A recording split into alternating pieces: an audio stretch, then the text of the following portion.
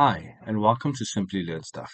In this video, we will take a further look at basic formatting of pivot tables. When going to the Design tab, you will have several pivot table styles that you can choose from that change the color scheme of your pivot tables. You can also create a custom one by selecting New Pivot Table Style and choosing any of the elements. And with the Format button, you are able to change the fill color, border color and style, or even the font styles.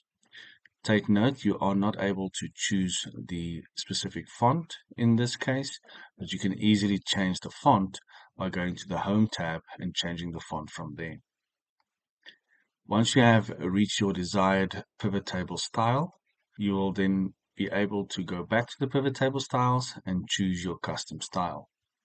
The custom style can also be easily modified by right-clicking and saying Modify.